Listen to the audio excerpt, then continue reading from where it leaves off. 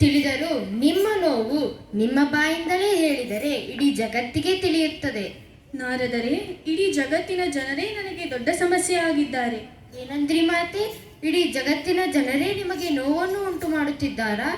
ಹೌದು ನಾರದರೆ, ಗಾಳಿ, ನೀರು, ಗಿಡ, ಮರ, ಹೂವು, ಹಣ್ಣುಗಳಿಂದ ಕಂಗೊಳಿಸುತ್ತಿದ್ದ ನಾನು ಇವತ್ತು ಅಂಗೈಗಳಿಲ್ಲದ ಮಾತೆ ಆಗಿದ್ದೇನೆ. ಮಾತೆ, ನಿಮ್ಮ ಮಾತು ನನಗೆ ತಿಳಿಲಿಲ್ಲ. ಯಾಕೆ ಈ ರೀತಿಯ ವೇದನೆಯ ಮಾತು? ಹೌದು ನಾರದರೆ, ವಾಹನಗಳಿಂದ, ಕಾರ್ಖಾನೆಗಳಿಂದ ಕಲುಷಿತ ಗಾಳಿಯನ್ನು ಬಿಟ್ಟು ನನ್ನ ಸೀರೆಯ ಅಂದವನ್ನು ಅಳಿಸಿ ಹಾಕಿದ್ದಾರೆ. ಸುಂದರವಾದ ಬೆಟ್ಟ ಗುಡ್ಡಗಳಿಂದ ಕಂಗೊಳಿಸುತ್ತಿದ್ದ ನಾನು ಇವತ್ತು ಮನುಷ್ಯನ ದುರಾಸೆಗೆ ಬಲಿಪಶುವಾಗುತ್ತಿದ್ದೇನೆ. ನದಿಗಳಿಗೆ, ಕಾರ್ಖಾನೆಯ ಕಲುಷಿತ ನೀರನ್ನು ಬಿಟ್ಟು ಜೀವ ಜಂತುಗಳು, ಜಲಚರಗಳು ವಾಸ ಮಾಡದಂತೆ ಆಗಿಬಿಟ್ಟಿದೆ. ಗಿಡ ಮರಗಳನ್ನು ಕಡಿದು ಆಮ್ಲಜನಕ ಸಿಗದಂತೆ ಮಾಡಿದ್ದಾರೆ. ವಿಶ್ವ ಸುಂದರಿಯಾದ ನಾನು ಕುರುಪಿಯಾಗಿ ಬಿಟ್ಟಿದ್ದೇನೆ. ನಾರಾಯಣ ನಾರಾಯಣ, ನಿಮ್ಮ ನೋವು ನನಗೆ ತಿಳಿದಿದೆ ಮಾತೆ. ನಾನು ಈಗಲೇ ಭೂಲೋಕವನ್ನೆಲ್ಲ ಸುತ್ತಿ ಇದಕ್ಕೆ ಕಾರಣರಾದ ಎಲ್ಲರನ್ನು ಕರೆದು ತರುತ್ತೇನೆ. ನನ್ನ ನೋವಿಗೆ ಕಾರಣರಾದ ಎಲ್ಲರನ್ನೂ ಕರೆದು ತನ್ನಿರಿ. ಹಾಗೆಯೇ ಆಗಲಿ ಮಾತೆ. ನಾರಾಯಣ ಮಾತೆ, ನಿಮ್ಮ ನೋವಿಗೆ ಕಾರಣರಾದ ಎಲ್ಲರನ್ನು ಕರೆದು ತಂದಿದ್ದೇನೆ. ನಿಮ್ಮೆಲ್ಲರ ಕಾರಣದಿಂದ ವಿಶ್ವ ಸುಂದರಿಯಾದ ನಾನು ಕೊಳಕು ಸುಂದರಿಯಾಗಿದ್ದೇನೆ. ಮತ್ತೆ ನಾನು ಮೊದಲಿನಂತೆ ಆಗಲು ನಿಮ್ಮೆಲ್ಲರ ಸಹಕಾರ ಬೇಕು. ನಿಮ್ಮ ಸಮಸ್ಯೆಗಳನ್ನು ಹೇಳಿರಿ, ಪರಿಹಾರಗಳನ್ನು ತಿಳಿಸಿರಿ. ಪ್ಲಾಸ್ಟಿಕಾಸುರ, ನಿನ್ನ ಸಮಸ್ಯೆಯನ್ನು ಹೇಳುವಂತವನಾಗು. ನಾನೇ ಪ್ಲಾಸ್ಟಿಕಾಸುರ.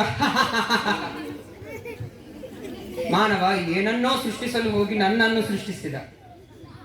ಇಂದು ನಾನು ಅಗ್ನಿ, ವಾಯು, ಗಾಳಿ, ನೀರು ಎಲ್ಲ ಕಡೆ ಸೇರಿ ಪ್ರಭುತ್ವವನ್ನು ಪಡೆದಿದ್ದೇನೆ. ನೀವು ನನ್ನನ್ನು ನಾಶ ಮಾಡಲು ಸುಡುತ್ತೀರಿ, ಆದರೆ ನಾನು ಬಿಟ್ಟೆನೆ. ನಾನು ವಾತಾವರಣಕ್ಕೆ ಸೇರಿ ಅದನ್ನು ಕಲುಷಿತಗೊಳಿಸಿ ನಿಮ್ಮ ಜೀವನವನ್ನೇ ನಾಶ ಮಾಡುತ್ತೇನೆ. ಅದೇ ನನ್ನ ಗುರಿ. ನಿನ್ನಿಂದ ಜನರು ಬೆಂಗಳೂರು, ಮಂಗಳೂರು, ಮೈಸೂರು ಎಂಬ ನಗರದಲ್ಲಿ ಆಸ್ಪತ್ರೆಗಳಲ್ಲಿ BP, ಶುಗರ್, ಉಬ್ಬಸ ಎಂಬ ಕಾಯಿಲೆಗಳಿಗೆ ಚಿಕಿತ್ಸೆ ಪಡೆಯಲು ಹೋಗುತ್ತಿದ್ದಾರೆ. ಅದಕ್ಕೆ ನಿಮ್ಮನ್ನು ಕರೆಸಿದ್ದು ಪ್ಲಾಸ್ಟಿಕಾಸುರ. ಈಗ ಇದಕ್ಕೆ ಸಮಸ್ಯೆಗೆ ಪರಿಹಾರ ಹೇಳು. ನನ್ನನ್ನು ಹೆಚ್ಚಾಗಿ ಬಳಸಬಾರದು. ಬಳಸಿದರೂ ಸಹ ಅದನ್ನು ಸರಿಯಾಗಿ ವಿಲೇವಾರಿ ಮಾಡಬೇಕೆಂಬ ಕಾನೂನು ಬರಬೇಕು. ಆ ಕಾನೂನನ್ನು ನೀವೆಲ್ಲರೂ ಪಾಲಿಸಬೇಕು. ಪಾಲಿಸದಿದ್ದರೆ ಇನ್ನು ಕಠಿಣವಾಗಿ ನಿಮ್ಮ ಜೀವನವನ್ನೇ ಸರ್ವನಾಶ ಮಾಡಬೇಕಾಗುತ್ತದೆ. ಎಚ್ಚರ. ಶಾಂತನಾಗು ಕಸಾಸುರ, ನೀವು ಹೇಳಿದಂತೆ ಮಾಡುತ್ತೇವೆ. ಕಸಾಸುರರೇ, ನಿಮ್ಮದೇನು ಸಮಸ್ಯೆ? ನನ್ನನ್ನು ಪರಿಚಯ ಮಾಡಿಕೊಡೋದೇ ಬೇಡ. ಏಕೆಂದರೆ ನೀವೇ ಸೃಷ್ಟಿಸಿರುವ ಅಸುರ ನಾನೇ ಕಸಾಸುರ. ನಿಮ್ಮ ಮಾತು ತುಂಬಾ ಅರ್ಥಗರ್ಭಿತವಾಗಿತ್ತು. ನೀವು ಎಲ್ಲೆಲ್ಲಿ ಇರುವಿರಿ? ರಸ್ತೆಯಲ್ಲೂ ನಾನೇ, ಗಟಾರದಲ್ಲೂ ನಾನೇ, ತಿಪ್ಪೆಯಲ್ಲೂ ನಾನೇ, ಎಲ್ಲೆಲ್ಲೂ ನಾನೇ. ನೀವು ನನ್ನನ್ನು ಸರಿಯಾಗಿ ವಿಲೇವಾರಿ ಮಾಡುತ್ತಿಲ್ಲ.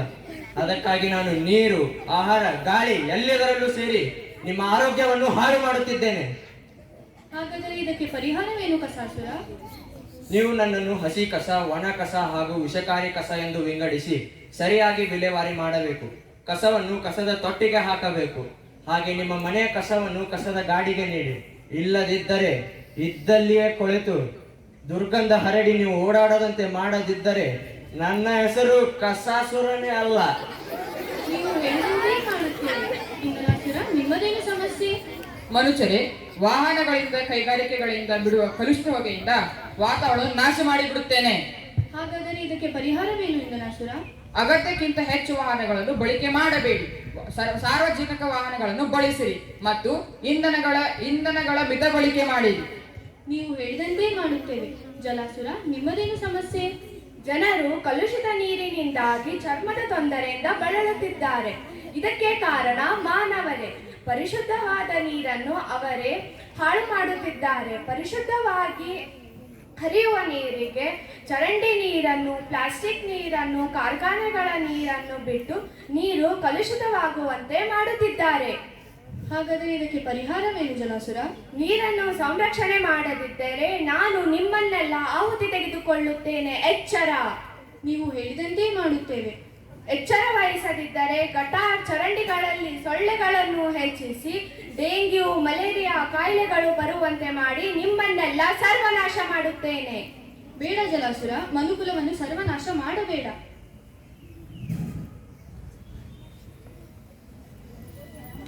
ನಾನು ತಿಮ್ಮಕ್ಕ. ನನ್ನನ್ನು ಭಾರತೀಯ ಪರಿಸರವಾದಿ ಎಂದು ಕರೆಯುತ್ತಾರೆ. ನಾನು ತುಮಕೂರು ಜಿಲ್ಲೆಯ ಗುಬ್ಬಿ ತಾಲೂಕಿನಲ್ಲಿ ಹುಟ್ಟಿದೆ. ನನ್ನ ತಂದೆಯ ಹೆಸರು ಚಿಕ್ಕರಂಗಯ್ಯ, ತಾಯಿ ವಿಜಯಮ್ಮ.